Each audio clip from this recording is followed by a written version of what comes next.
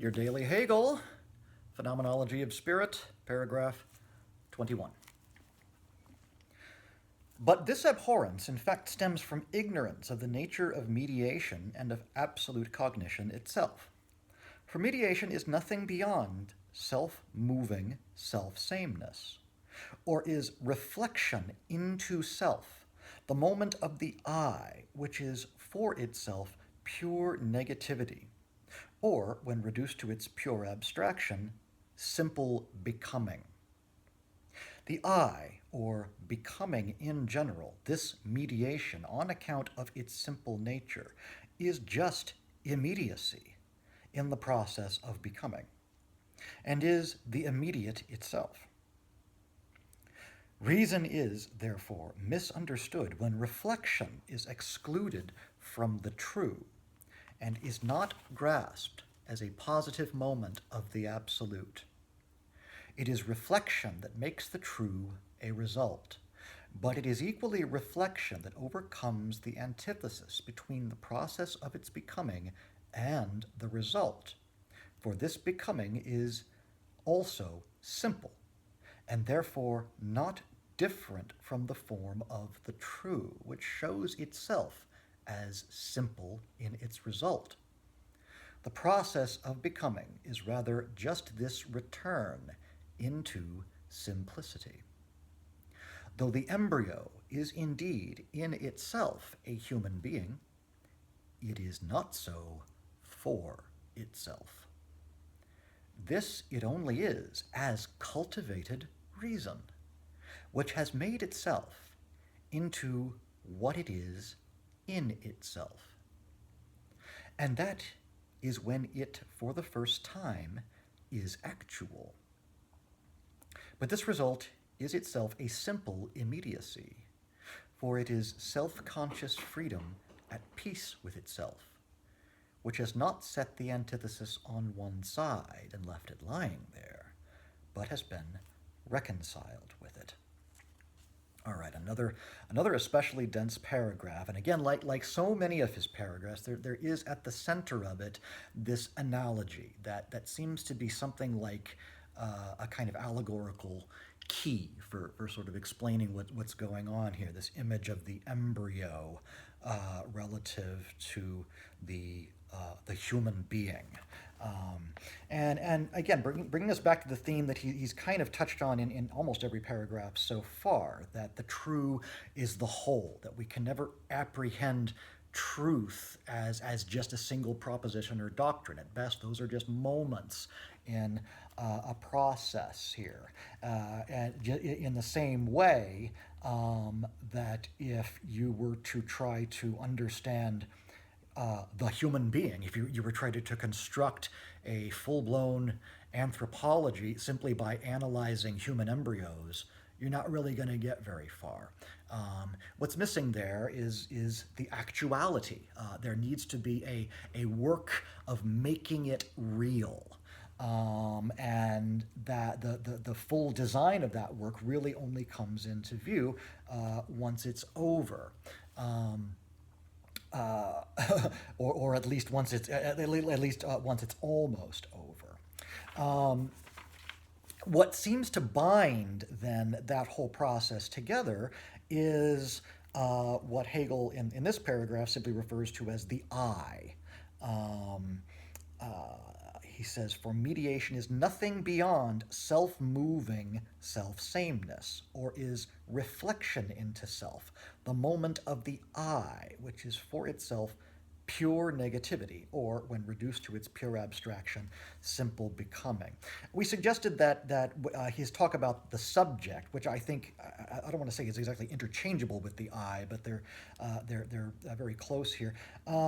We can understand a little bit of what he's got in mind by observing that Sartre picks up much of the same theme. For him, it is the being for itself is being that it has sort of collapsed into nothingness, or being that has nothingness as its ground. Consciousness is really made possible by some sort of failure to be, some being that is ontologically unfinished and is striving to find the part of itself that will render it complete.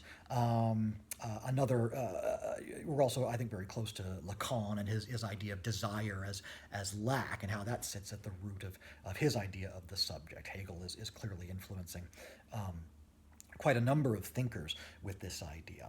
And for him, the subject seems to be, it's constituted, again, by nothing but simple negativity or simple becoming. As he says here, the subject is not, again, it's not a special kind of object, not an organ in the body, not something that you could find by dissecting the nervous system. And it's also not something simply immaterial, some sort of non-bodily substance, a res cogitans in the Cartesian system. Hegel has already said that version of the subject lands us just in another kind of substantialism and inherits the same problems.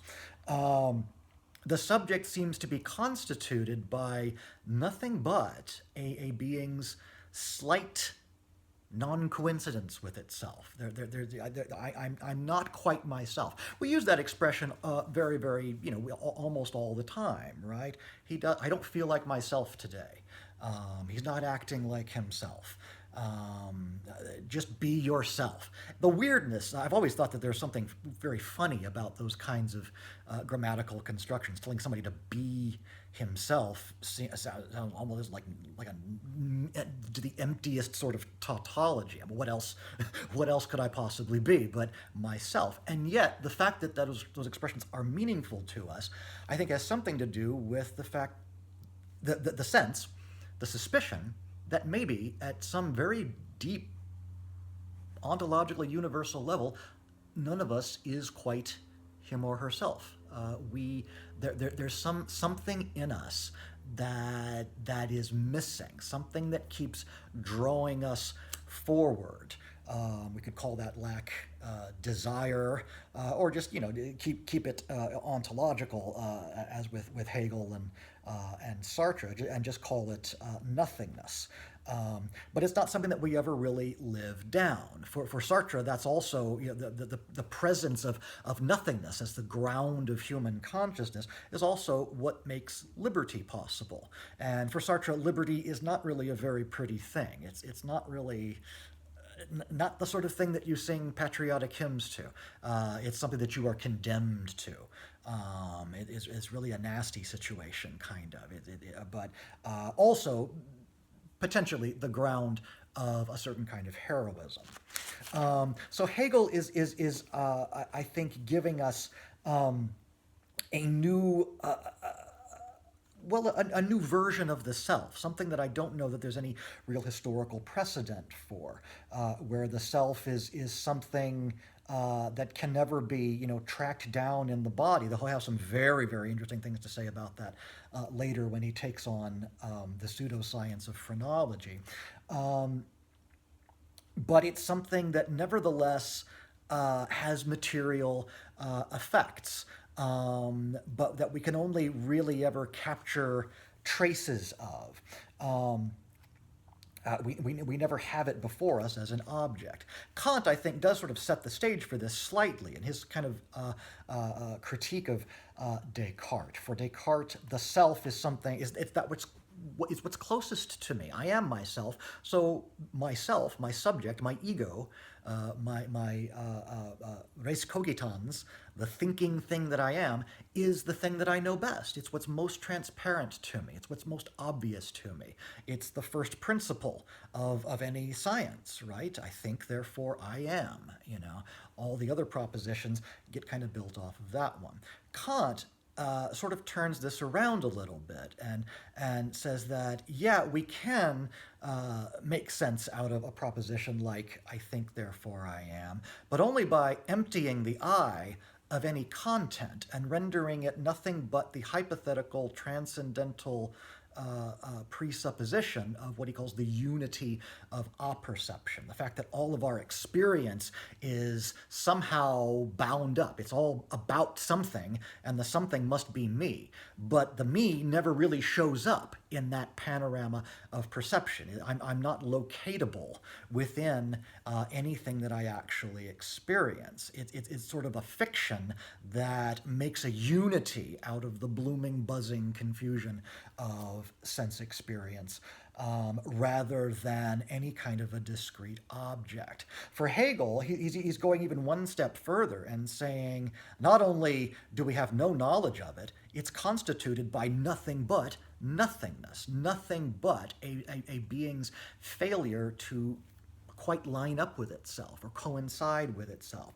And this opens up the possibility of consciousness of objects. I think part of what Hegel's got in mind in this passage is sort of along the lines of the old, the classic Zen koan about, whether if a tree falls in the forest and there's no one there to hear it, does it make a sound? Hegel is going to, at some point, have to confront the idea of, what reality is before there's anybody there to perceive it. And I think his ultimate answer is that that's an impossibility, that without a perceiver, there is no reality. And that the whole process of becoming real is itself the process of exposing substance to the subject, allowing it to become itself in the process of being experienced, perceived, known, understood, interpreted, or worked through by a perceiving subject.